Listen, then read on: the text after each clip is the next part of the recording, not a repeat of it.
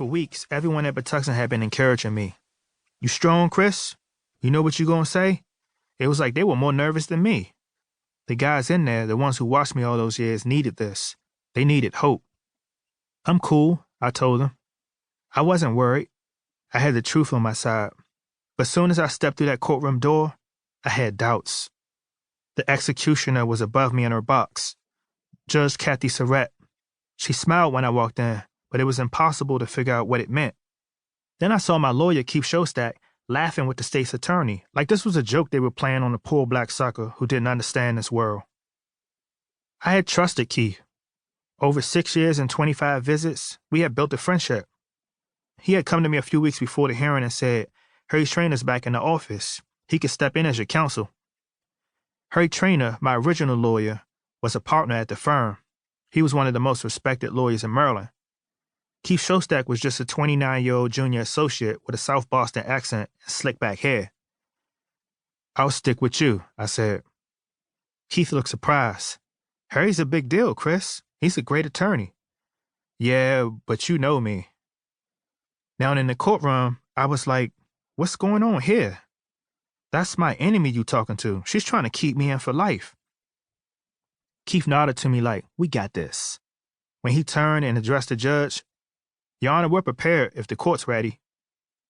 He started with my age, 17 when the crime occurred, now almost 28. He mentioned Rico and how we've been recently reconciled and how I wanted to be a father to him. He listed my accomplishments. He quoted a letter from my Anne Arundel sociology professor saying I was a rarity among all students who have taken this exam. "And that's with an exclamation point, Your Honor," Keith said. "That's the enthusiasm of these professors who are actually allowing him to enroll in college curriculum." He told the court how I was an advisor to other inmates and how the administration often asked me to help resolve complaints or behavior issues, and how I recently stepped down from the IAC Youth Board to focus on my education. "Every 4 to 6 months, I see him at Patuxent Institution," Keith said. "I've never seen an inmate with all these correction officers. They'd come up to me and, he hesitated. "Let me stop for a second," he said. And when I looked over, I couldn't believe it. My lawyer was crying. These correction officers, they'd come up to me and say, "Mr. Shostak, do something for him." He paused again, wiping his eyes and composing himself.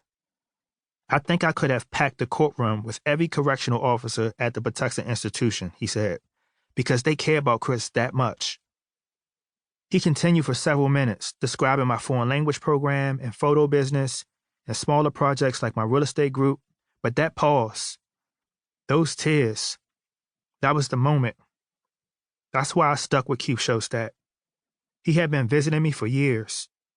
He didn't have to keep coming, especially without good news, but he did.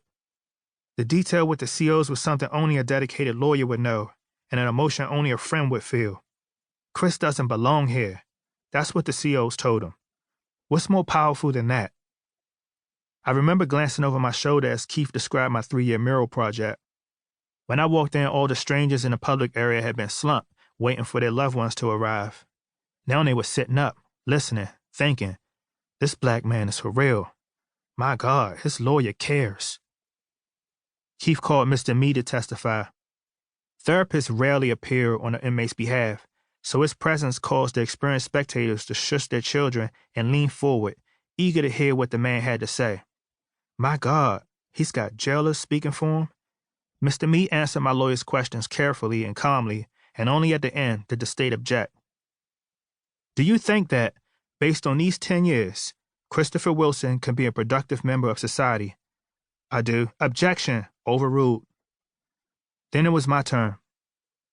It's rare in life, very rare, to stand before a human being with your life in her hands.